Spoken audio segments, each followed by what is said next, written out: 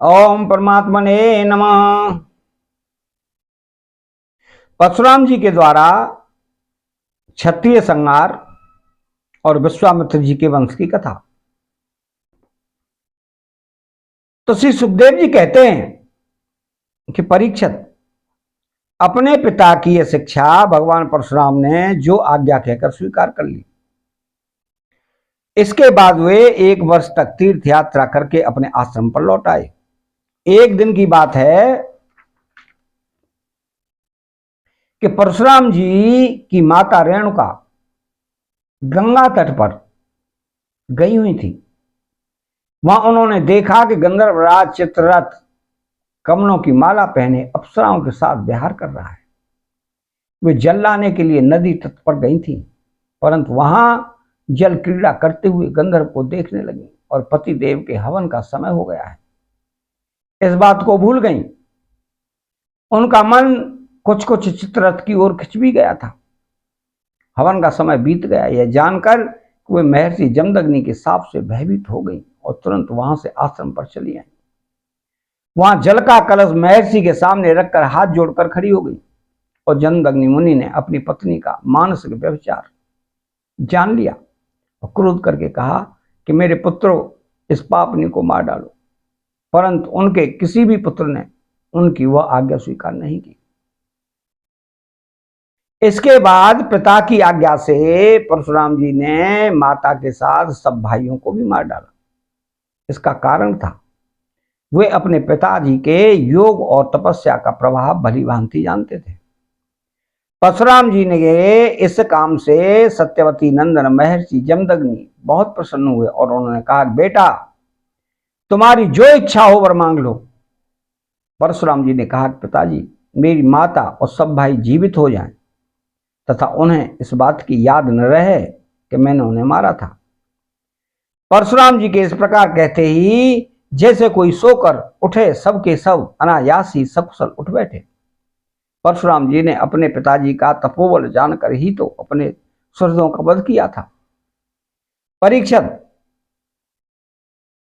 सहस्रबाहु अर्जुन के जो लड़के परशुराम जी से हार कर भाग गए थे, उन्हें अपने पिता के वध की याद निरंतर बनी रहती थी। कहीं एक क्षण के लिए भी उन्हें चैन नहीं मिलता था। एक दिन की बात है, परशुराम जी अपने भाइयों के साथ आश्रम से बाहर वन की ओर गए हुए थे। यह अवसर पाकर बैर साधने के लिए सहस्रबाहु के लड़के वहां आ पहुंचे। उस समय महर्षि जमदग्नि अग्निशाला में बैठे हुए थे और अपनी समस्त वृत्तियों से पवित्र कीर्ति भगवान के ही चिंतन में मग्न हो रहे थे। उन्हें बाहर की ओर कोई सुध न थी। उसी समय उन पापियों ने जमदग्नि ऋषि को मार डाला। उन्होंने पहले से ही ऐसा पापपूर्ण निश्चय कर रखा था। परशुराम की माता रेणुका का बड़ी दीनता से उनसे प्रार्थना कर रही थी, परंतु उन सबों ने उनकी एक न सुनी। वे बलपूर्वक महर्षि जमदग्नि का सिर काट कर ले गए। परीक्षित, वास्तव में वे नीच क्षत्रिय अत्यंत क्रूर थे। सती रेणुका का दुख और शोक से आतुर हो गई। वे अपने हाथों, अपनी छाती और सिर पीट पीट कर जोर जोर से रोने लगी। परशुराम, बेटा परशुराम शीघ्र आओ। परशुराम जी ने बहुत दूर से माता का हा राम यह करुण क्रंदन सुन लिया। वे बड़ी शीघ्रता से आश्रम पर आए और वहां आकर देखा कि पिताजी मार डाले गए हैं। परीक्षित, उस समय परशुराम जी को बड़ा क्रोध दुख हुआ। साथ ही क्रोध, असहिष्णुता, मानसिक पीड़ा और शोक के वेग से वे अत्यंत मोहित हो गए। हाय पिताजी, आप तो बड़े महात्मा थे। पिताजी, आप तो धर्म के सच्चे पुजारी थे। आप हम लोगों को छोड़कर स्वर्ग चले गए। इस प्रकार विलाप कर उन्होंने पिता का शरीर तो भाइयों को सौंप दिया और स्वयं हाथ में फरसा उठाकर क्षत्रियों का संहार कर डालने का निश्चय किया। परीक्षित, परशुराम जी ने महिष्मती नगरी में जाकर सहस्रबाहु अर्जुन के पुत्रों के सिरों से नगर के बीचों बीच एक बड़ा भारी पर्वत खड़ा कर दिया। उस नगर की शोभा तो उन ब्रह्मघाती बीच क्षत्रियों के कारण ही नष्ट हो चुकी थी। उनके रक्त से एक नदी भयंकर बह निकली, जिसे देखकर ब्राह्मण द्रोहियों का हृदय भय से कांप उठता था। भगवान ने देखा कि वर्तमान क्षत्रिय अत्याचारी हो गए हैं, इसलिए राजन उन्होंने अपने पिता के वध को निमित्त बनाकर 21 बार पृथ्वी को क्षत्रियहीन कर दिया और कुरुक्षेत्र के समंत पंचक में ऐसे ऐसे 5 तालाब बना दिए जो रक्त के जल से भरे हुए थे। परशुराम जी ने अपने पिताजी का सिर लाकर उनके धड़ से जोड़ दिया और यज्ञों द्वारा सर्व वेदमय आत्मस्वरूप भगवान का यजन किया।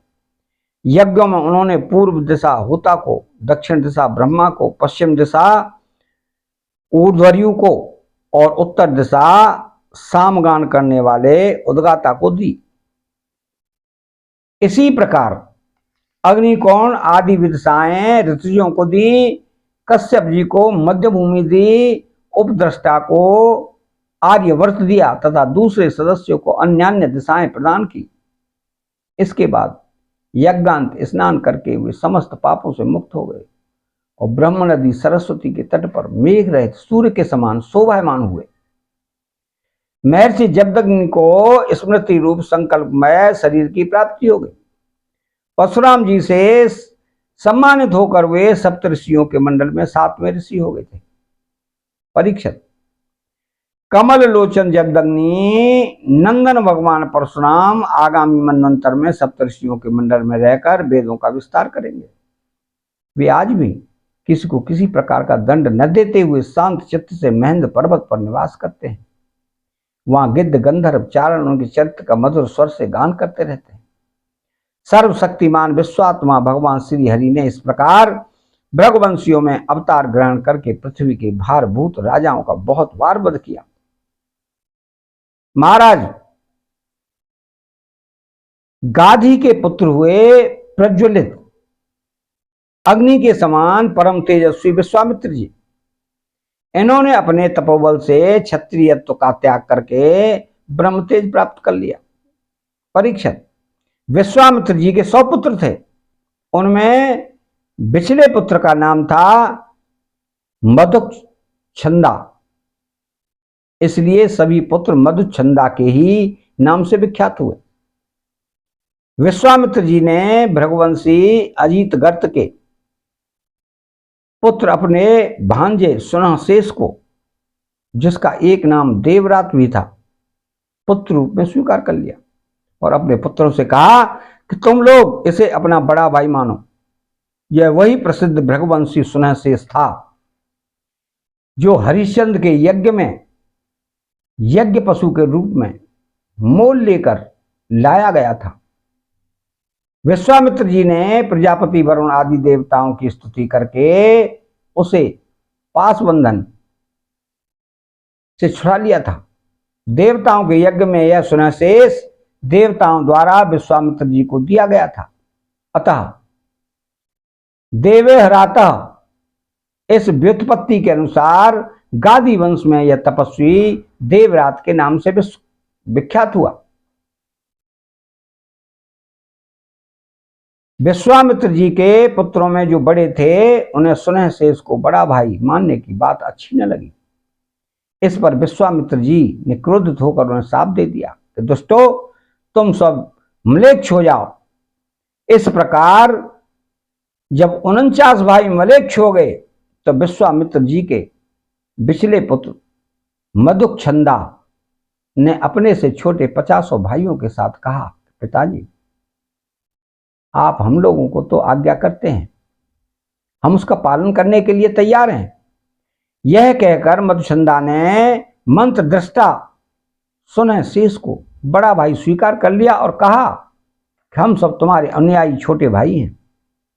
तब विश्वामित्र जी ने अपने एक इन आज्ञाकारी पुत्रों से कहा कि तुम लोगों ने मेरी बात मानकर मेरे सम्मान की रक्षा की है, इसलिए तुम लोगों जैसे सुपुत्र प्राप्त करके मैं धन्य हुआ। मैं तुम्हें आशीर्वाद देता हूं कि तुम्हें भी सुपुत्र प्राप्त होंगे। मेरे प्यारे पुत्रों, यह देवरात सुनहशेष भी तुम्हारे ही गोत्र का है, तुम लोग इसकी आज्ञा में रहना। परीक्षित, विश्वामित्र जी के अष्टक, हारित, जय और क्रतुमान आदि और भी पुत्र थे। इस प्रकार विश्वामित्र जी की संतानों से कौशिक गोत्र में कई भेद हो गए और देवरात को तो बड़ा भाई मानने के कारण उसका प्रवर ही दूसरा हो गया। अतः 16वां अध्याय यहाँ समाप्त होता है।